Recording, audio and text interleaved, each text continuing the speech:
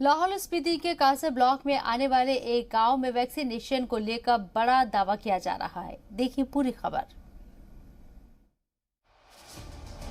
मुल्क में जहां कई इलाकों में वैक्सीन की दूसरी डोज का इंतजार हो रहा है, वहीं हिमाचल के लाहौल स्पीति के कासर ब्लॉक में एक ऐसा गांव है जहां 45 से 59 और 60 साल से ज्यादा उम्र के सभी लोगों का वैक्सीनेशन किया जा चुका है। इसमें सबसे ज्यादा हैरानी इस बात की है कि ये गांव दुनिया के सबसे ऊंचे सड़क रास्ते पर बसा हुआ है। तो यहाँ पे हमारे जितनी भी ट्राइबल पॉपुलेशन है यहाँ पे, उसको हमने लगभग 100% कवर कर लिया है। इसमें जो 60+ कैटेगरी थी, उसमें हमारा फर्स्ट डोज सेकेंड डोज लगभग 100% कंप्लीट है और 45 to 59 में हमने 100% अचीव कर लिया है। यहाँ पे लगभग 1590 लोगों को हमने फर्स्ट डोज से वैक्सीनेट कर दिया है।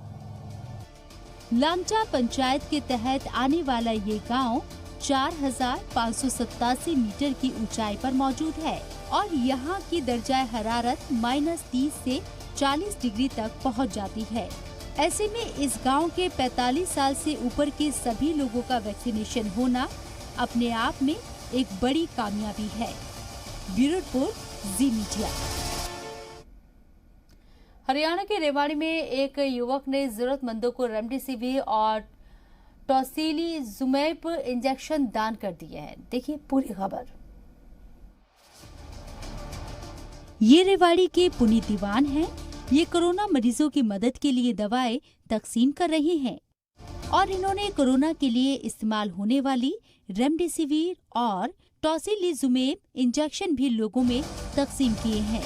लेकिन इनके इस काम के पीछे की कहानी काफी इमोशनल है।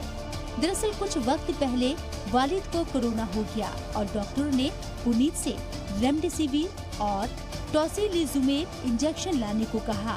पुनीत इन इंजेक्शनों के लिए काफी भटके, लेकिन तब उन्हें ये इंजेक्शन 2 से 4 लाख रुपए में खरीदना पड़ा था। ब्लैक मार्केट में 4 से 4.5 लाख रुपए मांगे थे। मगर पुनीत के वालिद की जान नहीं बच सकी।